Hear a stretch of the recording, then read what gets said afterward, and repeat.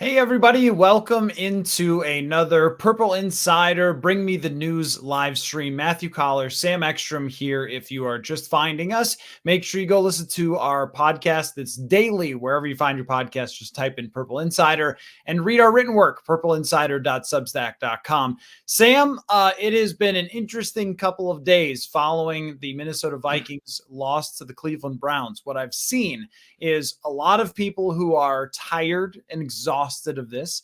I've seen some people who are saying, but they've had a difficult schedule.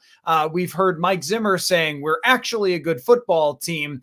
How are you feeling as now that you've had time to reflect on what happened on Sunday and where the Vikings stand at 1-3?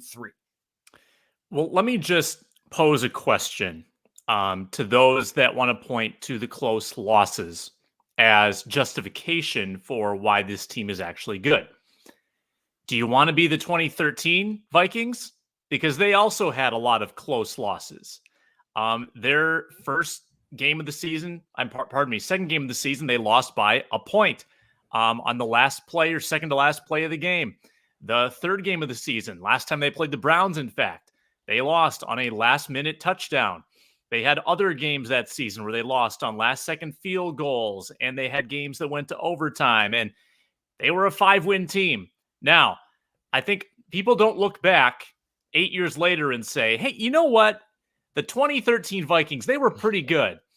No, you don't say that because they only won 5 games. The 2021 Vikings are off to that type of start, and I find it interesting that Mike Zimmer is really staking his reputation here on this, and Henry Lake pointed this out yesterday when we did the live stream on CCO, that he is saying this team is good. Okay, well, what if they end up losing a lot of games? I mean, then it falls back right on him. He's shouldering a lot of this responsibility by being so vocal about how good they are. And he might be right. He might see wonderful things in practice. I mean, he might think the talent he has on offense is, superior to what he's had before. He might think the veterans are really good on defense. But if you don't win, if you constantly lose close games, then you're not ever going to get the benefit of the doubt in that situation. So now that we're heading into the teeth of the schedule starting on Halloween, a couple more games to ramp up before that the Vikings absolutely have to win, as you've written about. But then it's it's time for Zimmer to show us what he's talking about with this team. And if he doesn't, then I think there's a lot at stake for him, for this organization. Cards are kind of on the table right now. So I dug up something interesting from last year. The Vikings lost 27-26 to the Seattle Seahawks. You recall, Russell Wilson drove down the field in the last second, throws a touchdown to DK Metcalf. And here is a quote from Adam Thielen following that game. This is 2020. This is not the other day. He says, "The message in the locker room is we can be a dang good football team. We saw it tonight. We saw it the last couple of weeks. We just have to finish. One more play. You can go back and look at situations and wish you woulda, coulda, shoulda, but one more play, one more yard, one more stop, things like that." That could have been said by Adam Thielen against Cleveland, against Arizona, and against Cincinnati. But the reality of those games is you don't get bonus points for getting close in the NFL. And also, there are plenty of opportunities in those games to win. And it also doesn't matter, and you don't get bonus points if Arizona turns out to be the best team in the NFL. You don't go back and say, well, we only lost on a field goal to the best team in the NFL. Congratulations. Do you get 0.3 points in the standings? That's not how any of this works. And so I guess when you're trying to also project forward and you're trying to say maybe that they're better than their record, so they'll be better going down the road. I guess my question is, well, you got down 2 scores to Cincinnati. You got down 2 scores to Seattle early in that game and then had to dominate the second half to keep Russell Wilson off the field. Seattle was a good win, no question, but you got up in the Arizona game and then you blew a 2-score lead in that game. And then against Cleveland, could not move the football at all against the team with a defensive line that was very good. So in every one of those games, there were many more opportunities to win them. And yet the weaknesses of this team showed up in spades. All the things that we talked about during training camp that were concerning, they showed up when it mattered. I mean, the kicker, we weren't sure if Greg Joseph was the guy, and then he misses a field goal. We weren't sure if Rashad Hill at left tackle was something that could stand up against a very good pass rusher. Against Seattle, it's fine, but not against Cleveland. And I thought there was something really damning too that Mike Zimmer said that also points you toward the quarterback and whether he can turn things around and be consistent enough and be good enough. And Mike Zimmer said about the game against the Browns, well, we couldn't run the ball, so we were in a lot of third down situations where the other team could pass rush. Welcome to the National Football League, Mike. I mean, this is the thing about if your offense can only succeed when it's second and short or first and 10, and you can run play action or you can run or pass. If it can only succeed when everything is ideal, then you're probably a 500 football team, Sam. I mean, that's just what you are. And I did some research last night. Teams that start 3-3, by the way, and the Vikings would have to go a long way to start 3-3. Teams that start 3-3 miss the playoffs like 75% of the time. And you know what their average record is?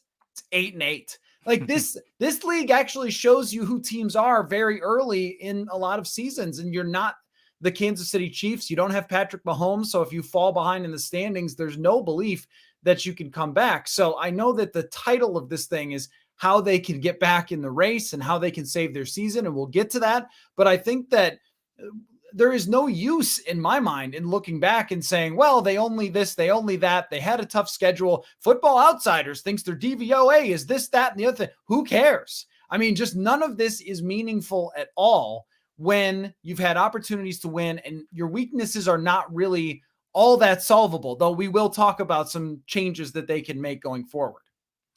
Yeah, a lot of people are tweeting about the point differential being positive. They're the only team in NFL history that's 1-3 with a plus point differential and two or less turnovers. Put a banner up, man. Pointing to the projected win-loss might work in MLB when you have 162 games, might work in NBA when you have 82 games for things to level out, doesn't work in the NFL. If you lose 2 games early that you shouldn't lose, it's hard to make that up. I mean, that's the difference between 10-7 and 8-9. And that could very well be these Vikings this year. Could be worse than 8-9 with this projected schedule coming up. But you look at some of these losses too. They haven't played a complete game yet. Now they can point towards, well, we're going to figure it out. We're going to get all 3 units playing complementary football, but they work so independently of each other. Like, I've never really bought in to the idea of complementary football that, okay, like, you know, that's something we can learn to get the offense playing well and the defense playing well at the same time. I just think you have what you have. You have an offense that is very good when the running game is able to prop up the quarterback a little bit, and the offensive line can get moving forward in run blocking and not have to pass protect 50 times a game. You've got a defense that is still figuring things out and is, you know, going to make some good plays, going to have some lapses. They've got some weak links, and they're still learning about who these players are. I think those units just are what they are. They're going to be prone to volatility, and you're going to have most weeks one of them working, one of them not working, special teams, crapshoot. It's going to be rare that you put all 3 pieces together. Like in 2017, I think you just had a really good defense. You had really good special teams, and you had an offense that didn't shoot itself in the foot. This is not that team. This is certainly not, you know, at the defensive level we've seen in the past. Even though they only allowed 14 points in that game, they still had some issues there too. So I don't know if there are any people on white horses that are going to like come in on chariots to save this thing. But as you alluded to, a couple changes, couple tweaks that can be made to this lineup. I don't know if it's enough, though, to carry you through the rest of this season and into this gauntlet. And this is one of the issues with trying to find the path, which is normally how my brain works. Like, all right, let's think about the scenario in which they could get themselves back into the race and make this a really good season. And it's not impossible, of course, but think about who's playing well right now. Danielle Hunter is playing extremely well. You could not ask anything more of Danielle Hunter for the first 4 games. Justin Jefferson was not perfect in the first 2 games, but mostly I'd still give him a B+. He's been great. Adam Thielen has been fine. Again, not great against the Browns, but overall Adam Thielen has been good. Dalvin Cook is banged up. That probably isn't going anywhere, which, by the way, when we brought up last year, when they signed him to a contract extension, that the risk you take when you hand it off to Dalvin Cook 300 times and throw it to him another 50 times, the risk you take is injuries. And here we are with Dalvin Cook banged up, and 2 weeks in a row, he has not been able to contribute a whole lot because of that. So anyway, that aside, but think about, Brian O'Neill has been really good. I think Harrison Smith has been fine. Patrick Peterson has been fine. Eric Kendricks maybe had a tough day against the Browns, but overall is a terrific football player. Dalvin Tomlinson and Michael Pierce, neither one has set the world on fire. Neither one ever set the world on fire in the NFL. They're good, solid football players who can help a good team, but neither one of them is Aaron Donald, who's going to change the fate of your franchise. My point is that for the most part, and of course, Kirk Cousins, aside from Cleveland, has played extremely well in 3 out of 4 football games. So you've gotten the players that are your best guys who are supposed to drive your success to play very good football through 4 games for the most part, the key players that you have, and you still came up 1-3. You have not lost any key players to injury aside from Irv Smith, and then Dalvin Cook missed 1 game. But aside from that, you haven't lost key players to injury. That's usually a cause for things slipping. Think about this. The offensive line, aside from Christian Darrisaw, who we know nothing about, has been 100% healthy. That doesn't happen very often in the NFL. So even though they want to say that there's a lot of bad breaks that have caused this, I don't think that bad breaks have really happened to them, especially in injury form. Anthony Barr, but Nick Vigil's been fine filling in his spot as we kind of expected Nick Vigil would be. And that makes it even tougher because you're not saying, well, look, it's been a tough start for Kirk, but he'll get it together like he did last year. Like you knew that Kirk Cousins was not going to lead the NFL in picks last year when they were 1-5. So you figured the regression would happen and he would get going at some point, but he's been going until this last game where he was pressured an outrageous amount. And so we haven't even really seen the downturn of Kirk Cousins except for that Browns game. And if there's a bad game that just is one of those, what happened there, Kirk, against the Lions or Carolina, your season is basically over. And then we're talking about, all right, who's sticking around? And what do they do? Like, are they moving coaches? Are they trading players? What are they doing here? And I've got a very interesting scenario, I think, to throw at you later in the show. But as we look for that path, one of the issues is that the path sort of rests on players that I'm not even sure really have the capability to raise the level of play over the bar that they need to be to go on a big run. And that's where I get caught up on the odds of this happening, of turning around and having a great season.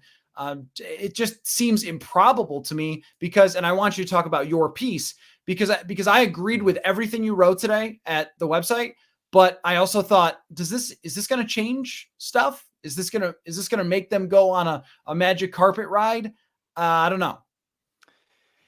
Yeah, I think you're right to be skeptical because when there's 22 starters, it's so hard to get a positive, tangible impact from any one of those players. The WAR, the baseball stat in football, it's very low for individuals. It's hard to have one guy come in, but on the other hand, you look at how Bashaud Breeland cost them and has given up 4 touchdowns this year. If you replace him with Cameron Dantzler, who was great against Cleveland, maybe there's some tangible gain there.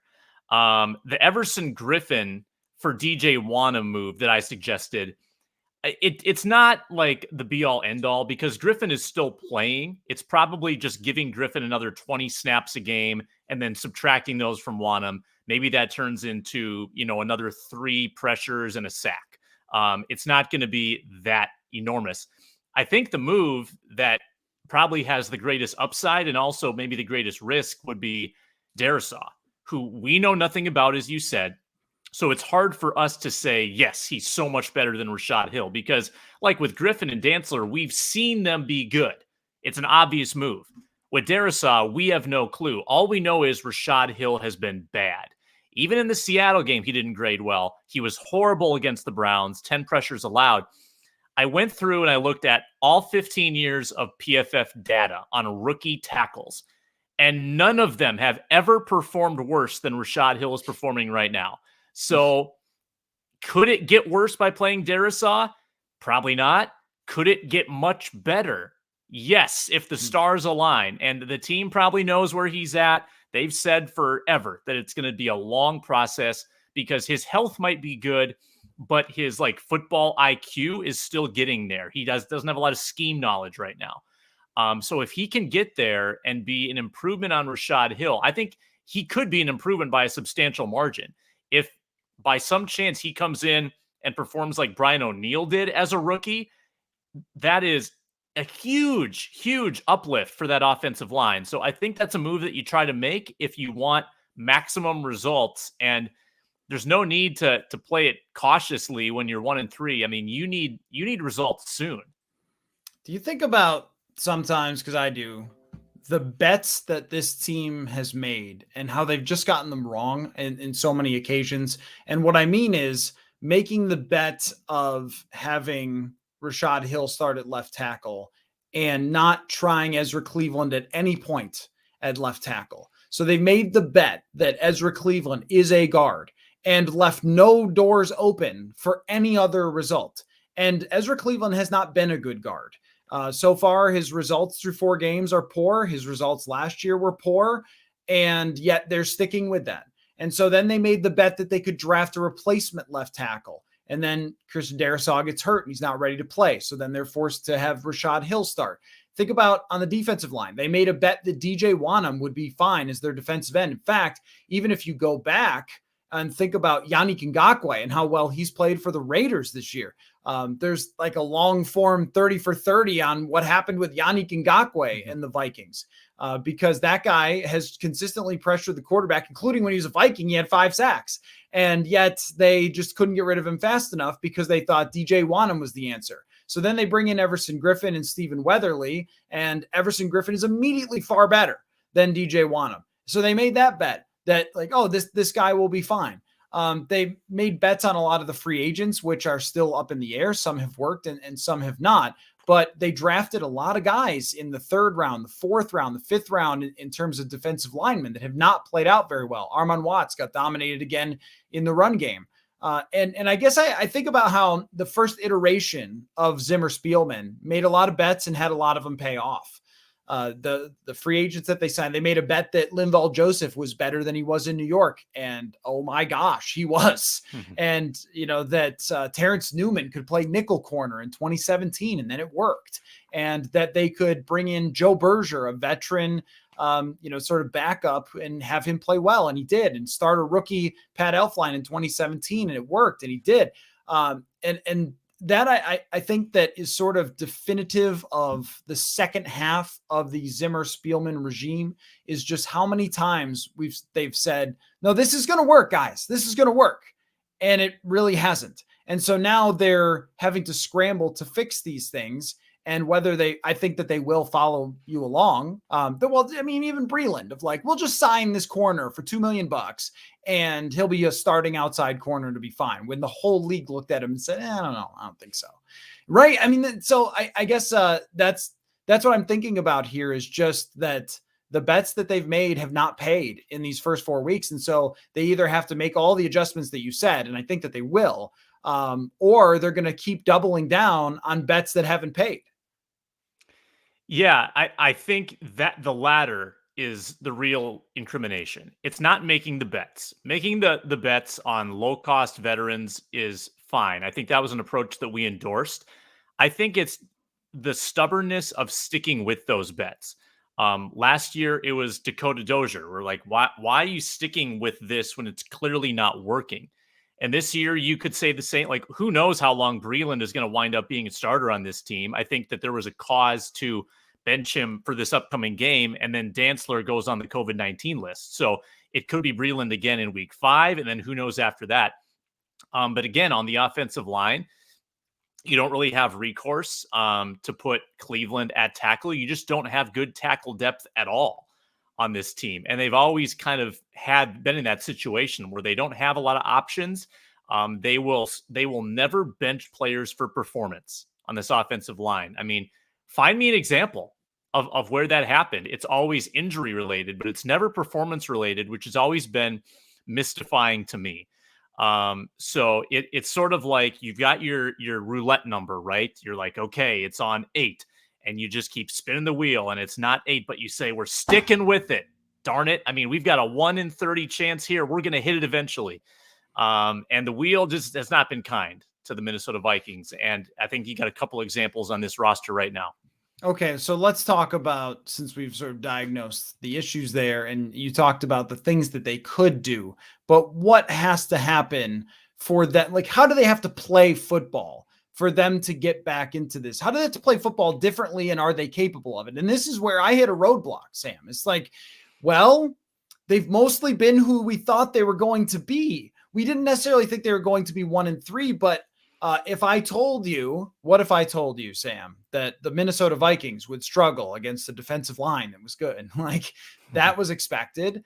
It was expected that the offensive line would not be perfect, even if they are average now, and maybe even a little below average after what we saw against Cleveland. But even if they're just okay, like, we never thought they were going to be game changing. Cleveland has a game changing offensive line. Those guys can plow people. And they gave Baker time to throw, even though he decided he didn't want to throw to his receivers, more over them. But those guys, they changed the game. But the Vikings defensive line sort of the same way. They have a game changer. They don't have 5 game changers or 4 game changers like teams with elite defensive lines. Even the secondary. It's like Patrick Peterson doesn't have 3 picks or something in these games. It's not like he's just shutting down the opposing team's best wide receiver like Xavier Rhodes in 2017. And I don't expect him to at any point. And Harrison Smith has not played like an MVP. He's just been a good safety out there. And I don't expect him to anymore. I don't expect him to play that way. And so I guess I think, like, well, who needs to play better? What scheme needs to happen? Which I think that Clint Kubiak had a terrific scheme through the first couple of weeks, and probably did last week, and it just got blown up by defensive linemen. Like, that's where, as we look for that path, I have trouble saying, if only X, Y, and Z come together, then you can go on a 4 or 5 game streak where you win 4 out of 5, 5 out of 6, something like that. Because last year they had that easy schedule, and this year they don't. So, like, what needs to happen here? Do you have ideas, Sam? It's hard to figure out what this team is really good at because you want to play to your strengths. I think they were hoping for their defensive line to be the ace in a hole with the run stopping. And I'm writing about that for tomorrow morning. It has not been the ace in the hole. I mean, other opposing offenses are running on them every game, 100 plus yards in each game. They're 8th worst in yards allowed. They're 5th worst in yards per attempt. So you're learning that, all right, these 2 big bodies at tackle aren't really doing a whole lot better than Jaleel Johnson and Shamar Stephen. And that's alarming. I mean, it should not be that way. And oddly, that's happening while Pierce and Tomlinson are playing fine. Like, Tomlinson is very highly graded. Pierce has been, I think, decently impactful when he's in there, but that's the problem is they are more or less, and Pierce especially, they're sub-package players. They're in there on rundowns, but this is a passing league. They can't always be in there to snuff the run out. And also, it's still incumbent on your linebackers to make tackles, which they didn't against Cleveland. It's not just on 2 guys that can shut something like that down. And that hasn't been available to the Vikings to say, okay, we're going to shut down the run, force teams to throw, get them in bad situations. That hasn't been the case. You know, without Barr, their linebackers aren't quite as deep. Their secondary has flaws. Their run game, I think, is probably the best thing they do, but Dalvin Cook's banged up. So that takes that down a notch. Their receivers are good, but they still have limitations with this quarterback. I mean, I don't think you can say it's a really good passing game. Kansas City has a really good passing game. The Packers have a really good passing game because their quarterbacks are elite. This is an above average passing game. I don't think it's explosive. It has not been a downfield threat at all, even though that was a big emphasis this offseason. So you hear me talking in circles.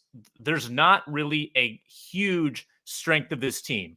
They do a lot of things okay, few things pretty well, few things below average. It screams 500. And do I want to endorse like running the ball more because you're good at it? No, I just think that's bad football strategy. Like the thing that they're best at is the thing that's also the most inefficient. I think you do need to try to lean on those receivers more. We've seen what KJ Osborne can do, and he's been good enough that I think it's beginning to change this team's philosophy. Now, for 4 games, they've been more 11 personnel than we ever saw last year. Chris Herndon barely has a role. This is not a 2 tight end offense anymore. So if they lean into those 3 wide receivers, that might be their best approach to try to outscore teams instead of the plodding rushing attack, which they usually stick with too long when it's not working, as they did against Cleveland. So I think this is the only answer. The only answer is that when you and I are sitting up there in the press box, we're looking down, what we can see that's really honestly very cool. And anybody who's sat up in the way up high knows this, that when the ball goes up on a deep pass, you look and you see where's it going? Who's the receiver? And you sort of, like, oh, where's it headed? And when it's headed toward Adam Thielen or Justin Jefferson, what automatically I think is he's going to catch it. And it was exactly this way with Stephon Diggs, where you'd look and you'd see the ball traveling in the air and you'd see them gaining that last second separation or positioning their bodies just so they could get that little edge to let it. Thielen is terrific at this. Like, let it drop right in over their shoulder, or Jefferson can rise up over a guy and grab the ball. I mean, these are amazing wide receivers. And I like the fact that they had a quick game through the first 3 weeks. But I think the answer is probably more that you have to hope that variance strikes your way on deep balls and pushing the ball down the field, because the quick game still got blown up by the Cleveland Browns' good defense. And if it's going to work against Seattle, but it's not going to work against the good team in Cleveland, well, you're facing enough good teams the rest of the way. I've run through them enough times, but like there's a lot of good defenses that you're going to face the rest of the way. So it's not always going to work. A quick game is great. It certainly is. And play action game is great and all those things. And, having those little routes that come underneath for easy completions for 8 yards and stuff like that on play actions, those are all good.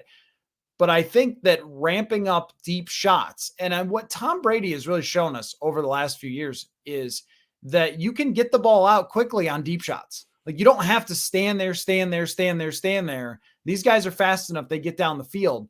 Like, in a way, you almost have to play like Jameis Winston type of football, where you're saying, my guy or your guy's going to go get it. I'm going to throw it up and push it down the field.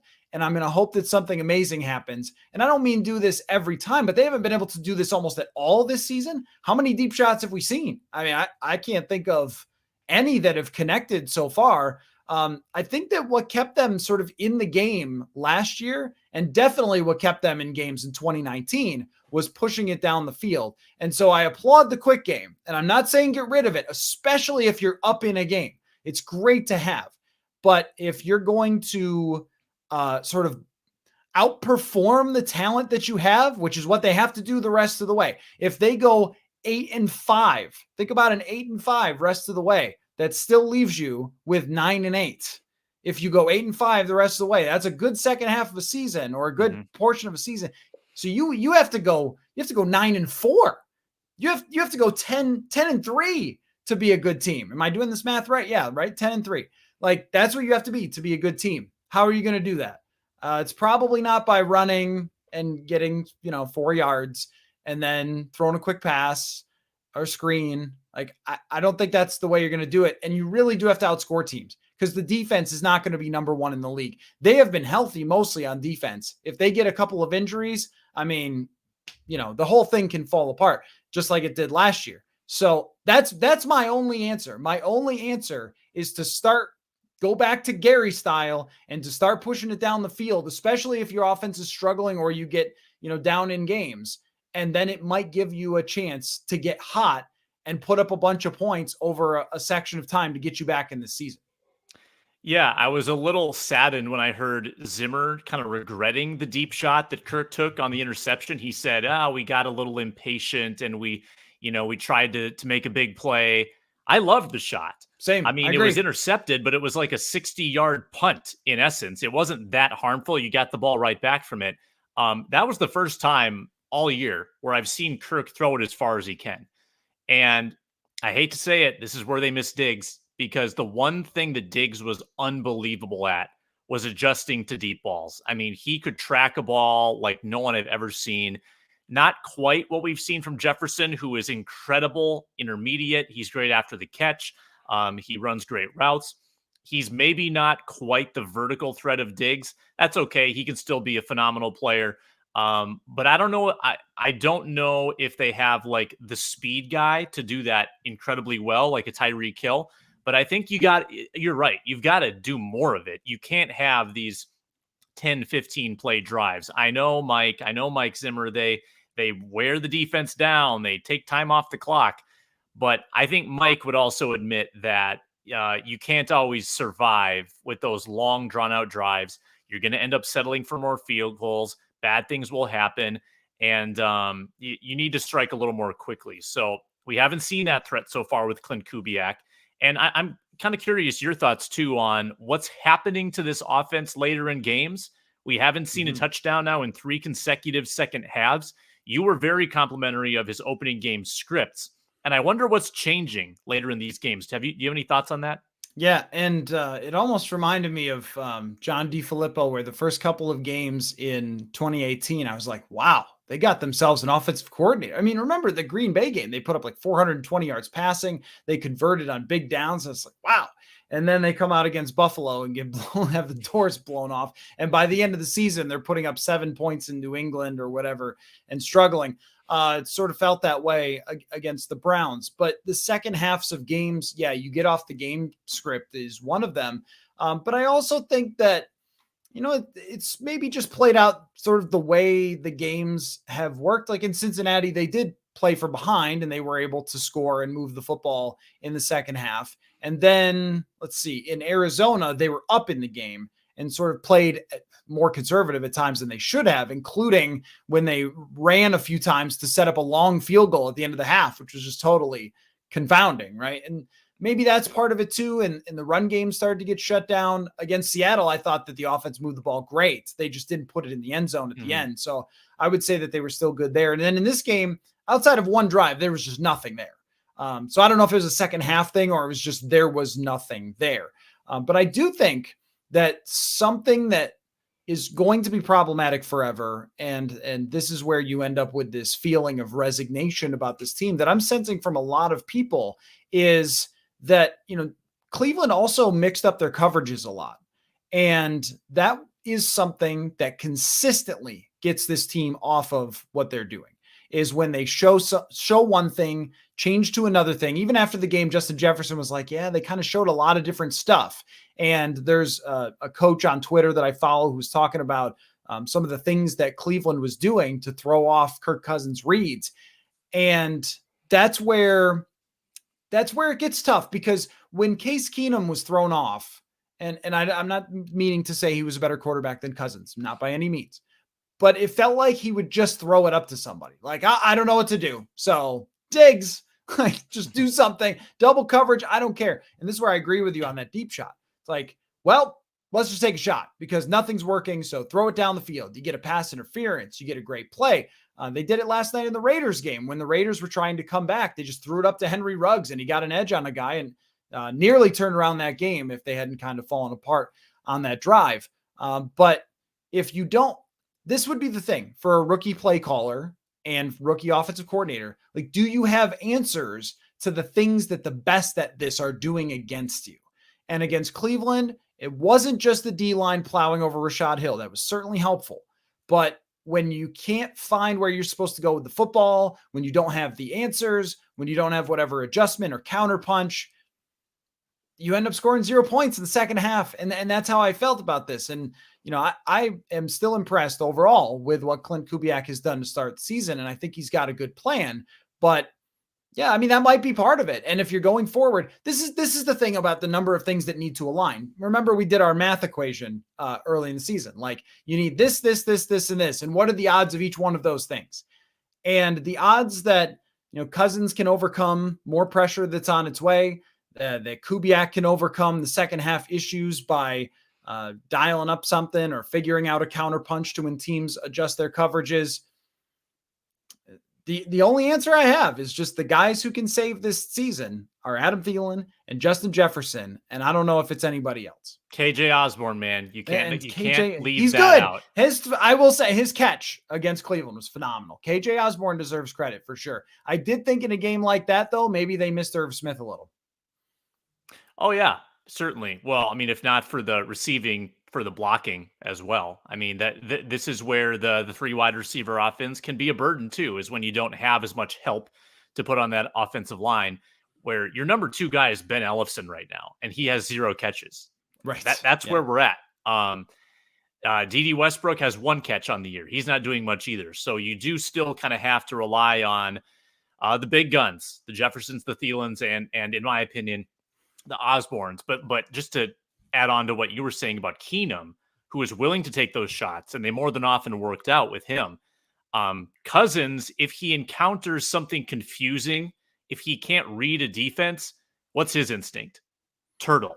Hold the ball, throw it probably away, get sacked, maybe try to escape and still get sacked.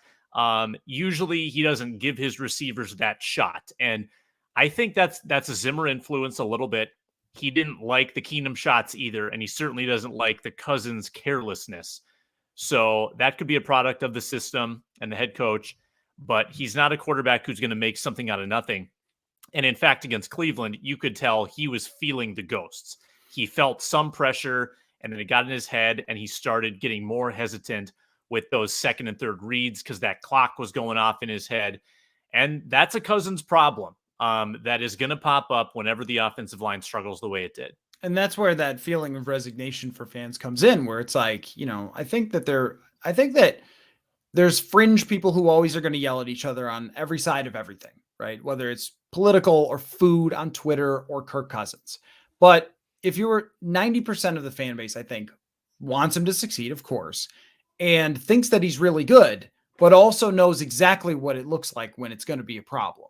And that is exactly what Cleveland was. It was like, they have the kryptonite. They have the answers for Cousins, and this is going to be a really long day, and they're going to need a pick 6, a punt return for touchdown, a something that's going to get them a win, because the quarterback's not going to be able to carry you. And I was thinking about this as I was watching Justin Herbert last night versus Derek Carr, because it felt like this is the future and this is the past. And I think Derek Carr is good. I mean, just like I think that Jimmy Garoppolo and Jared Goff and Kirk Cousins are all good quarterbacks, because you know what? Seen bad quarterbacks. Nick Mullins, for example. You just lose games. But I was thinking about the teams that are succeeding right now. And let's just go through them. Buffalo, they drafted a quarterback who has a monster arm and who is on his rookie contract and can run. Okay, they're 3-1. The Chargers, monster quarterback, huge arm, rookie contract, 3-1. Denver has a very cheap quarterback in Teddy Bridgewater, 3-1. Vegas, they have a Kirk Cousins-like quarterback, so they're 3-1. Cincinnati, rookie quarterback contract. Baltimore, rookie quarterback contract. Cleveland, rookie quarterback contract. They're all 3-1. Let me go over to the NFC, and I'm sorry, this is tedious. Dak Prescott is the opposite here. He's got his big contract, but he can run, and he's mobile. So then Arizona, rookie quarterback contract. LA Rams, Matt Stafford, a little different. We'll see if they continue to be good. Green Bay, all-time great quarterback, so that's just totally different. Carolina has a cheap quarterback in Sam Darnold. Tampa Bay has an all-time great quarterback. So those are your best teams. So what you have is this very clear separation. I counted one team, and it was only Vegas, that is similar to what the Vikings have here that is actually good. And this leads me to my question for you, Sam. If the Vikings lose one of the next 2 games, would you try to trade Kirk Cousins at the deadline? Is the deadline during the bye, like last year? I think it's at week 8. Okay. Or maybe it is week 6, but either way, it's somewhere in there. I mean, are you giving up your 2nd round pick with it? Like, what's the selling point to who are you giving him to? Okay, let me make a case here. Okay. Because my take would be Sure, but who wants him? Okay, the Miami Dolphins have no answers at quarterback. None whatsoever. They are 1-3 with a team with high expectations. Tua is bad and hurt. As much as I liked him coming out of college, he's just been not good, and he's hurt. And he was hurt in college. So that might be either playing Jacoby Brissett with a good team. Every other team in that division is 1-3. They might believe that they can turn it around and get in the playoffs and then sign Cousins to a contract extension. Remember, Miami was in on Deshaun Watson, but so is the FBI. So you can't really do that. That is the other team, by the way, the Houston Texans. And I don't know what the cap implications are, but if you traded Cousins to Houston, they would have their quarterback maybe going forward. You could sign him to a contract extension. How about this team? The Pittsburgh Steelers, they're 1-3. They're struggling. Joe Nelson tells me the deadline is November 2nd. So after the Dallas game, but you could do it at the deadline like they did on Ngakoue last year. How about the Indianapolis Colts? Their quarterback is bad and hurt. They're 1-3, but they could still get back into the playoff race.